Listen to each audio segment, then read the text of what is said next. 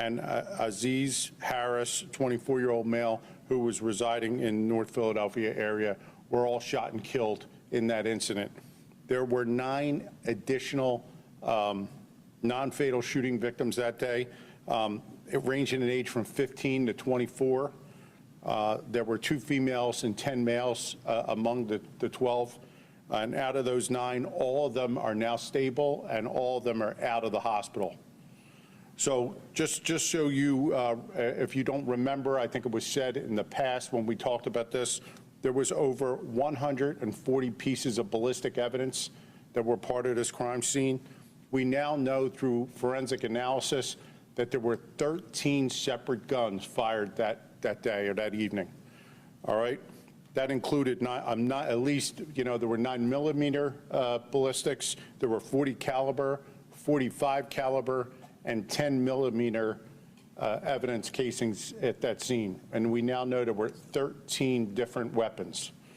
So that involves a lot of investigative work to figure out which guns were connected to what shooting. And our forensic people have been working tirelessly for weeks now to put some of this together. So just to give you a little history of this incident and what all happened there, the night before, really Saturday, about 5 o'clock, there was a social media initiated gathering on that same block. It was for some kind of birthday party, they called it, but they were coming in there to meet up from all different sections of the city. At that particular gathering, it was 100 to 200 people. The police were called to disperse the crowd. There were some individuals that were continued to act recklessly. In fact, they jumped on police cars, and there were 2 people arrested for assault on police that day.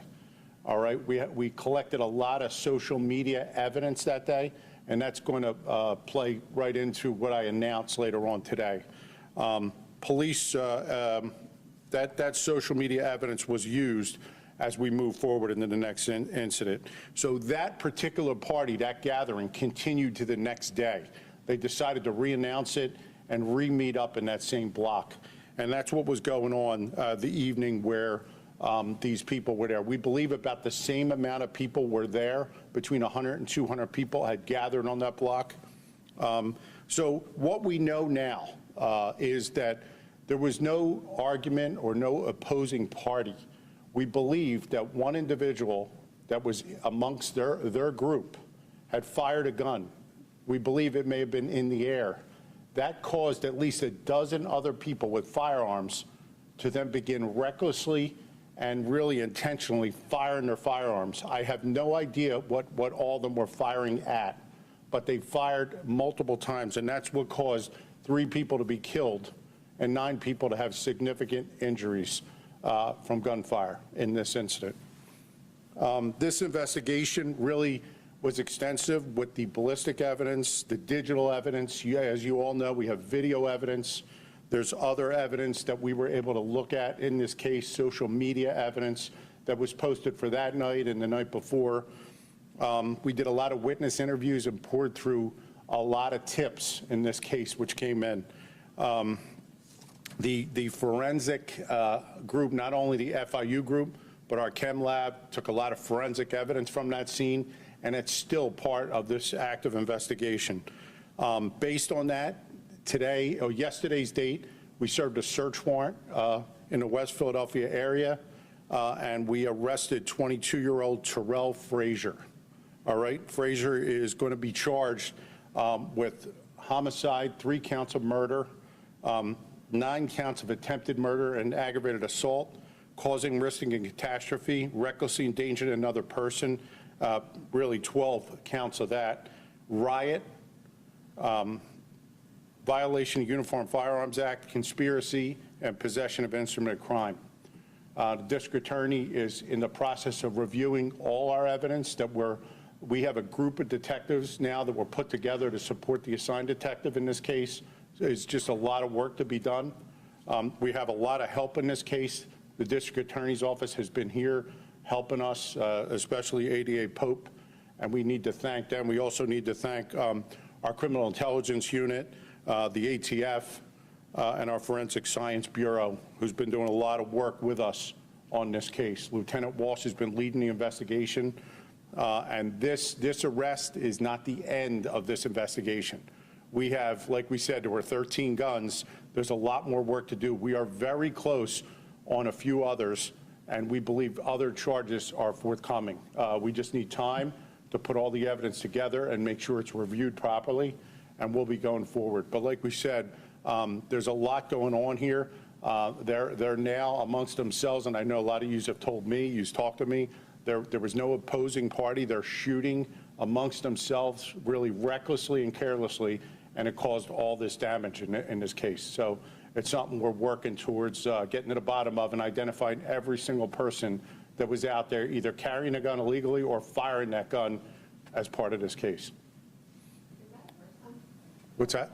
Is that firstly 13 guns fired for seemingly no reason, and if so, what's your message? I don't know if I've ever seen contagious gunfire like this among one party. Maybe in two people shooting at each other, then others start joining in. But this particular case, we really don't have an argument. We don't have an opposing party. They're just firing a gun indiscriminately.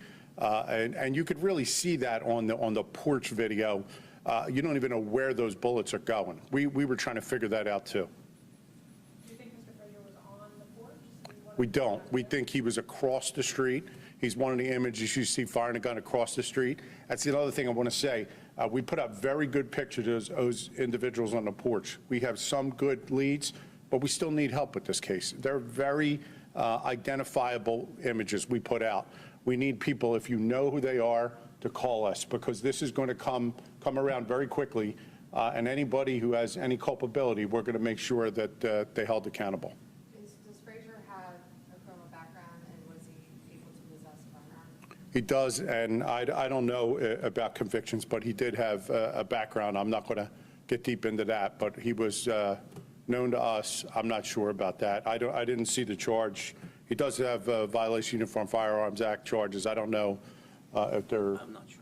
We'll check on that, see if it was 6105 or not.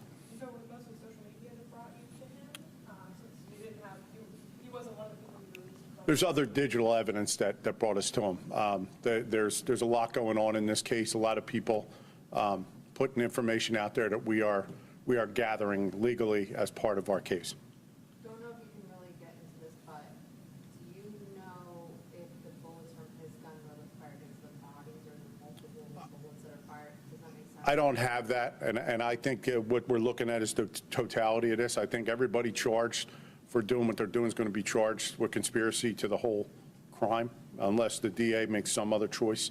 So at this point, I'm not sure who he hit. We could see he's firing towards the people that are out on Edding Street, towards the north side of the block, so yes.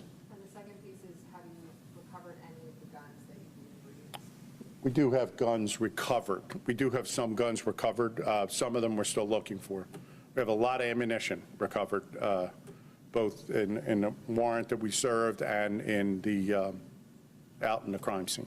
When he made the arrest, was he carrying one of the guns that was used in the event? We did not recover a gun yet, but we have significant information about where that gun may be. We just don't have it.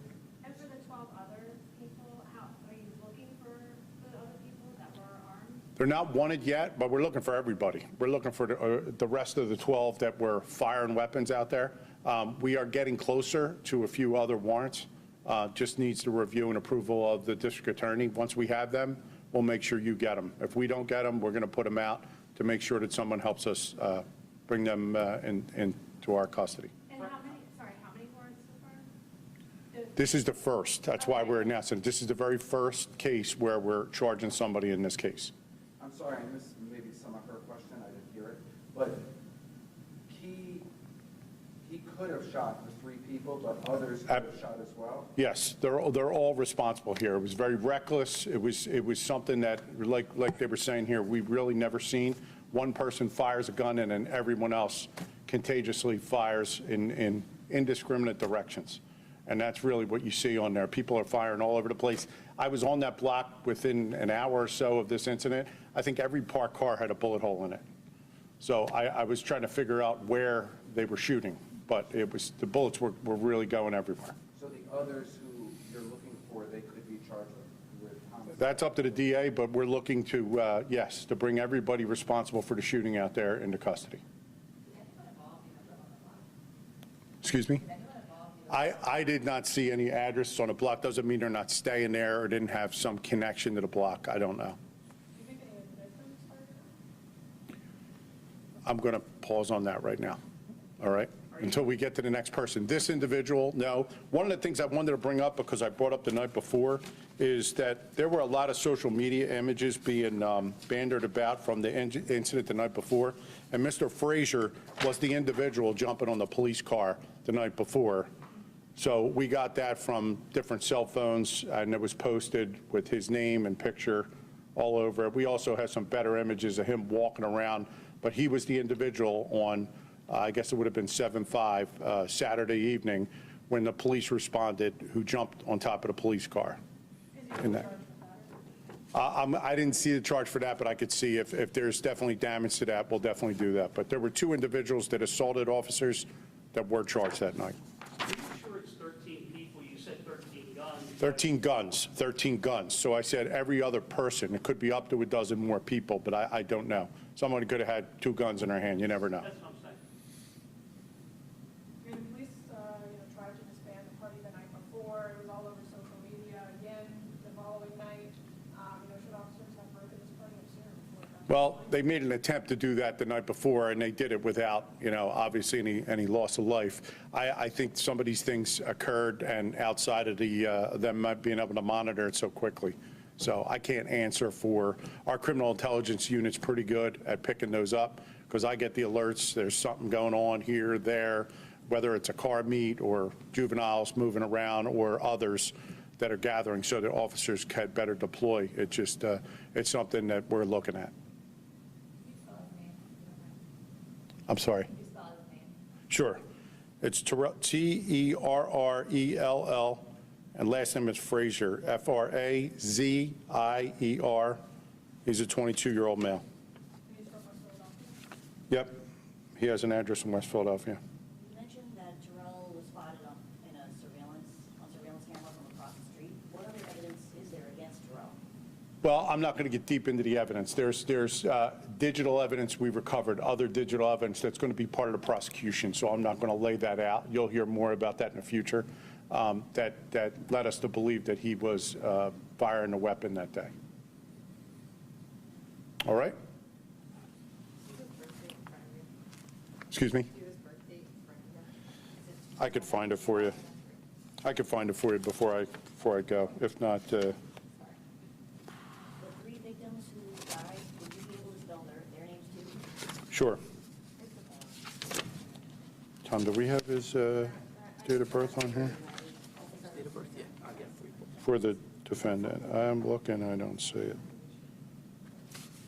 So I'll do the decedents first. Zaire, Zahir Wiley, Wylie. That was the 23-year-old. Jason Reese, Jason Reese, Reese. He's a 19-year-old.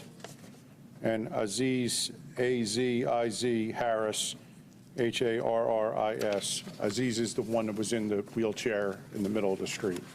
I'm sure you had seen some of the images that he was out in the street, right by the car, middle of the street.